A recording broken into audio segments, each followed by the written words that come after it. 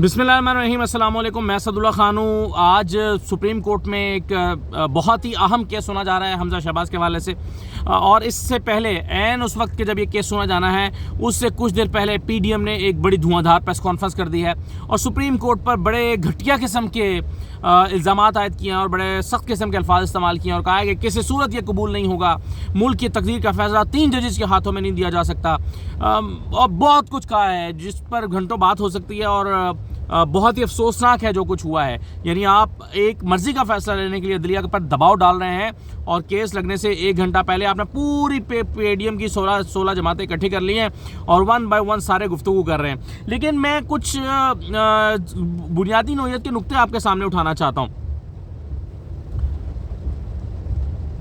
अच्छा जी, मैं कुछ बुनियादी नुक्ते आपके सामने उठाना चाहता हूँ और वो नुक्ते ये हैं कि ये जो लार्जर बेंच की दरख्वास्त की जा रही है कि लार्जर बेंच बनाया जाए और किसी सूरत जो है वो कबूल नहीं है, 3 रुकनी या 5 रुकनी बेंच, फुल कोर्ट बनाया जाए। अच्छा, वैसे तो फुल कोर्ट जो है वो 3 रुकनी बेंच को कहते हैं और फिर जो है वो 5 रुकनी 7 रुकनी बेंच, इससे ज़्यादा हो सकते हैं। लेकिन ये कब होता है, मैं आपके सामने कुछ बुनियादी चीज़ें रखना चाहता हूँ। देखिए, सबसे पहले तो ये है कि इख्तियार किसका है बेंच बनाने का। ये कुलियतन सुप्रीम कोर्ट रूल्स के मुताबिक बेंच बनाने का जो इख्तियार है वो चीफ जस्टिस ऑफ पाकिस्तान का है। उनका इख्तियार है कि वो क्या बेंच बनाते हैं, उस बेंच में किन लोगों को शामिल करते हैं और कितने रुकनी बेंच बनाते हैं। तो ये चीफ जस्टिस का सवाबदीदी इख्तियार है कि बेंच में कौन कौन शामिल होगा। दूसरी बात यह है कि आम तौर पर यानी 3 रुकनी बेंच कब बनता है और 5 रुकनी बेंच कब बनता है। तो देखें, वैसे तो एक जज भी फैसला कर सकता है किसी केस का कानून के मुताबिक, लेकिन जब किसी चीज़ की किसी केस की फाइनलिटी को चूँकि डिफाइन करना होता है और फैसला देना होता है, तो आम तौर पर अब ये रिवायत बन गई है कि फ़ाइनल ऑर्डर जो है वो पास करने के लिए 3 रुकनी बेंच बनाया जाता है। क्योंकि बहुत सारे केसेस आपको पता है कि नीचे से आ रहे होते हैं, हाई कोर्ट से आ रहे होते हैं, तो 3 रुकनी बेंच बना दिया जाता है ताकि वो एक फ़ाइनल ऑर्डर पास कर दे। ये एक रिवायत है। लेकिन 5 रुकनी बेंच जो है वो कब बनाया जाता है? तो जो 5 रुकनी बेंच है वो आम तौर पर, चलें इस पर आते हैं कि 5 रुकनी बेंच कब बनाया जाता है। लेकिन पहले मैं आपको ये बता दूं कि बड़ा बेंच कैसे बनता है। यानी अगर 3 रुकनी बेंच है और दरख्वास्त गुजार चाहता है कि ये जो है वो 5 रुकनी बेंच हो जाए या 7 रुकनी बेंच हो जाए, तो जो बेंच केस सुन रहा होता है उसके सामने जो फरीक है, मुतल्लिका फरीक, वो ये दरख्वास्त करता है और वो कहता है कि जी आपसे दरख्वास्त ये है कि इस केस के लिए बड़ा बेंच बनाया जाए, 5 रुकनी बेंच बना दें या 7 रुकनी बेंच बना दें।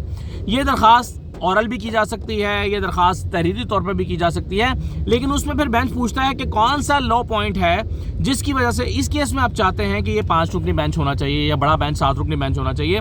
तो वो नुक्ता कौन सा है? तो बेंच वो इस्तिफसार करता है वुकला से, वुकला उसमें बहस करते हैं और फिर अगर वो बेंच कन्विंस्ड होता है कि हाँ इसमें 3 नहीं बल्कि 5 रुकनी बेंच या 7 रुकनी बेंच होना चाहिए, तो फिर उस पर वो बात होती है। अच्छा, दूसरा ये है कि आम तौर पर 5 रुकनी बेंच का बनता है।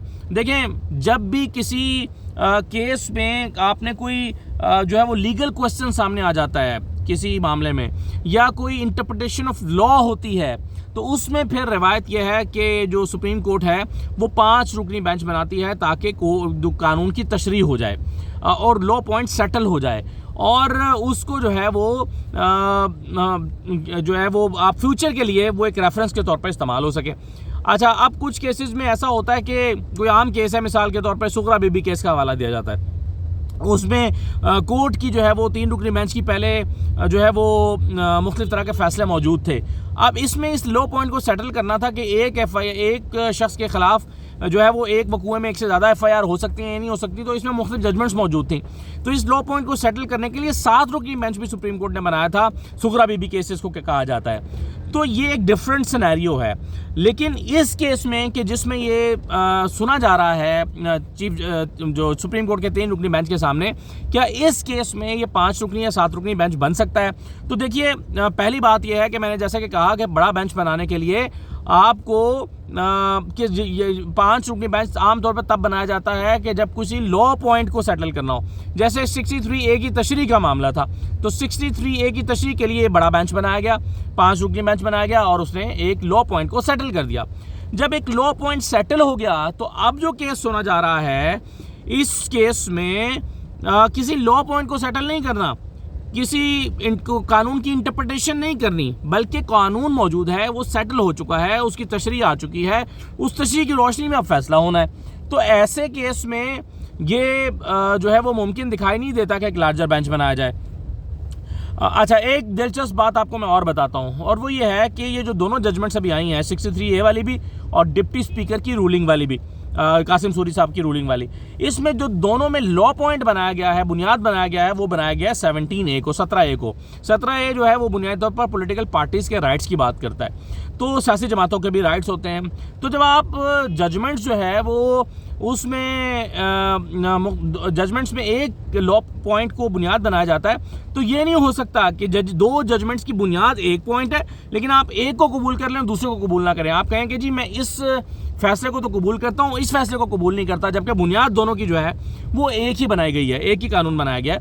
तो ये एक नुक्ता भी है। अब आप देखें कि आज बड़ा एक सुप्रीम कोर्ट के ऊपर प्रेशर डाला जा रहा है, हालांकि इसमें एक बड़ा बुनियादी सा और सिंपल सा किरदार सा मामला है, लेकिन कोर्ट में केस अभी सुना नहीं गया और पहले से सुप्रीम ऐसा फैसला भी आया नहीं है, लेकिन पीडीएम पहले से सुप्रीम कोर्ट के ऊपर चढ़ दौड़ी है कि जी, और उनको लगता है कि क्या फैसला आने वाला है, तो वो पहले ही से जो है वो इस पर जो है वो प्रेशराइज अदालत को कर रहे हैं। और इसमें भी बुनियाद बनाया गया कि जी ये अवामी कोर्ट्स हैं और इसमें जो है वो हमारा दाखिला बंद कर दिया गया है, सियासी जमातों का दाखिला बंद कर दिया गया है।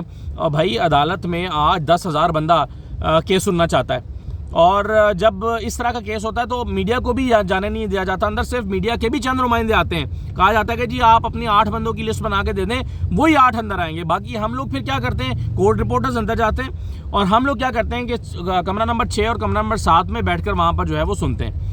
अच्छा, दूसरा ये है कि पॉलिटिकल टेम्परेचर इतना हाई है, तो आज अदालत ने दोनों फरीकों से कहा है कि आप अपनी लिस्ट बना के दे दें 8-8 बंदों की, कि आपकी तरफ से 8 लोग कौन आएंगे, आपकी तरफ से 8 लोग कौन आएंगे। इसको की पीडीएम ने तशरीह ये की है कि जी हमारे दाखिले पर पाबंदी लगा दी गई है, और भाई वहाँ पर 10,000 बंदे की गुंजाइश नहीं है। कमरा अदालत खचाखच कल परसों भी भर गया था, और इसीलिए अदालत ने कमरा अपना रूम जो है वो चेंज करके बाकियों के लिए हेयरिंग का बंदोबस्त किया था। तो वहाँ पर दोनों फरीकों के वकला और नुमाइंदे मौजूद हैं। ऐसा नहीं है कि कोई बंद कमरे में समाअत हो रही है और कुछ छुपाया जा रहा है, जो कि यहाँ पर तासुर दिया गया। और ये जो कहा गया कि जी किसी सूरत ये फैसला कबूल नहीं होगा, और जी 3 बंदों के हाथ में मुल्क की तकदीर नहीं छोड़ी जा सकती। और भाई जजेस हैं, खुदा का खौफ खाएं, वो जजेस हैं, 3 बंदे नहीं हैं, वो जजेस हैं। आप अपनी मर्जी के फैसले कराने के लिए मलिक कयूम ढूंढते फिर रहे हैं, तो वो नहीं होगा। जजेस हैं, क्वालिफाइड जजेस हैं, और चीफ जस्टिस ऑफ पाकिस्तान है। अगर आपको चीफ जस्टिस ऑफ पाकिस्तान पे यकीन नहीं है, तो आपको यकीन किसके ऊपर है? और यही 3 रुकनी बेंच है, मैं पहले भी कह चुका हूँ, यही 3 रुकनी बेंच है जो उस 5 रुकनी बेंच में शामिल था जिसने आपकी हुकूमत बनवाई है, रात को 12 बजे अदालतें खोली हैं, यही वही जजेस हैं। तो उन जजेस पर तो आपको बड़ी खुशी थी कि जी कमाल कर दिया, और ये वही जजेस आज जब बैठ के उसी लॉ पॉइंट पर बात कर रहे हैं और हमजा के मामले को देख रहे हैं और ये तशरीह कर रहे हैं कि भाई ये जो पार्टी का हेड होता है, यानी यहाँ पर 17 बंदे बैठकर 16 बंदे जो हैं पीडीएम के, वो अपनी तशरीह किए जा रहे हैं। वो कह रहे हैं नहीं जी ओ भाई ये पॉइंट्स आपके वकला ने जजेस को बताने हैं, ये सुप्रीम कोर्ट में उन्होंने रखने हैं। आप यहाँ पर खुद ही तशरीह करते जा रहे हैं कि नहीं पार्टी के हेड का फिर क्या किरदार होगा, अगर पार्लिमानी पार्टी ने करना है तो फिर हेड का क्या रोल रह जाएगा। ये सारे लीगल पॉइंट्स जाए ना, बोले वहाँ पर जाकर अदालत में। जब आपके सुप्रीम कोर्ट ने पूछा आपके वकील से कि पैराग्राफ पढ़ के सुनाएं, पैराग्राफ पढ़ें कि किस सुप्रीम कोर्ट की जजमेंट के किस पैराग्राफ के तहत स्पीकर ने रूलिंग दी है, तो इरफान कादिर साहब के पास कोई जवाब नहीं है, क्योंकि उनको पता है कि वो 63 जो है उसकी रोशनी में ये डिप्टी स्पीकर की रूलिंग नहीं है। उन्होंने कहा कि जी ये इरफान कादिर साहब ने कहा कि उन्होंने सिर्फ डिप्टी स्पीकर ने आपके फैसले को इसी तरह से इंटरप्रेट किया और समझा, सही समझा या गलत समझा अलहदा बात है। अब वहाँ पर डिप्टी स्पीकर साहब को बुलाया गया कि आप आगे एक्सप्लेन कर दें कि आपने हमारे किस फैसले की बुनियाद पर किया। तो वो डिप्टी स्पीकर साहब कल तो परसों तो पेश नहीं हुए थे, आज पता नहीं पेश होते हैं या नहीं पेश होते। लेकिन कहने का मतलब ये है कि ये जो शोर शराबा मचाया जा रहा है इसकी कानूनी हैसियत नहीं है, और जजेस का फैसला आने दें। पहले से आपने शोर मचा दिया कि नहीं जी नहीं इस तरह नहीं होगा, 3 मखसूस जजेस हैं, यानी उन जजेस को आपने पाकिस्तान तहरीक इंसाफ का जजेस करार दिया। इससे बड़ी तौहीन अदालत क्या होगी? और मेरा ख्याल है अदालत अभी भी टॉलरेट कर रही है आपको और पेशेंस का मुजाहरा कर रही है, जो आपके ऊपर आपको कोई बुला नहीं रही, वरना तो यहाँ तो सीधी सीधी तौहीन अदालत लगती है। लेकिन गेम वही है कि आपको तौहीन अदालत में बुलाएंगे तो फिर आप मजलूम बन जाएंगे कि हमारे साथ बड़ा जुल्म हो गया और अदालत हमें जो है वो बुला रही है। तो भाई पाकिस्तान के इदारों को तबाह ना करें, पाकिस्तान को चलने दें। पाकिस्तान के इदारे मजबूत होंगे तो पाकिस्तान मजबूत होगा। ये नहीं है कि मर्ज़ी के फ़ैसले आप लेते जाएं और जब आपके फैसले मर्ज़ी के ना आए तो फिर जो है वो आप शोर शराबा मचाएं। इजाज़त दीजिए, अल्लाह हाफ़िज़।